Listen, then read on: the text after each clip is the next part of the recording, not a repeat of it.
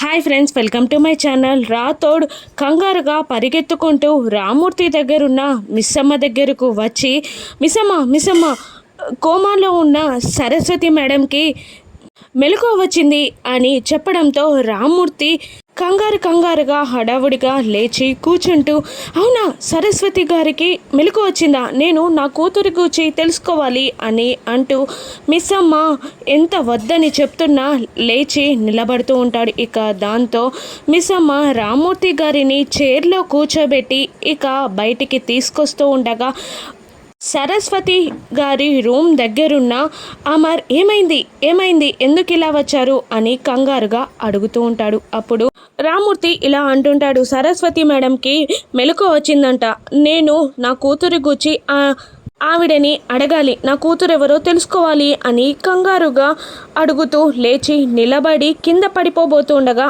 అమర్ రామూర్తి గారు పడకుండా గట్టిగా పట్టుకుంటారు. అప్పుడే సరస్వతి మేడం రూమ్లో నుండి ఒక డాక్టర్ బయటికి వస్తుంది. ఇక ఆవిడ కోమా నుండి బయటికి వచ్చి అమర్ సార్తో ఏదో మాట్లాడాలి అని అడుగుతున్నారు అని చెప్పగానే అమర్ రామ్మూర్తితో ఇలా చెప్తూ ఉంటాడు, నేను ఆవిడతో మాట్లాడతాను, మీ కూతురి గురించి కూడా అడుగుతాను అని రామ్మూర్తిని సముదాయించి లోపలికి వెళ్తాడు. ఇక సరస్వతి మేడం అమర్ని చూస్తూ అమర్ చేయిని పట్టుకొని అమర్ చెవిలో ఏదో చెప్తూ ఉంటుంది, 6 అని సరస్వతి మేడం అమర్ చెవిలో ఏదో చెప్తూ ఉంటుంది. ఇక బయట డోర్ నుండి మను సరస్వతి మేడం ఏం చెప్తుందో తెలుసుకొని షాక్ అవుతూ ఉంటుంది. ఇక సరస్వతి మేడం 6ని చంపింది మనుయే అన్న నిజం అమర్కి చెప్పేసిందా, బాగి 6 అక్క చెల్లెళ్ళు అని సరస్వతి మేడం చెప్తుందా అమర్కి.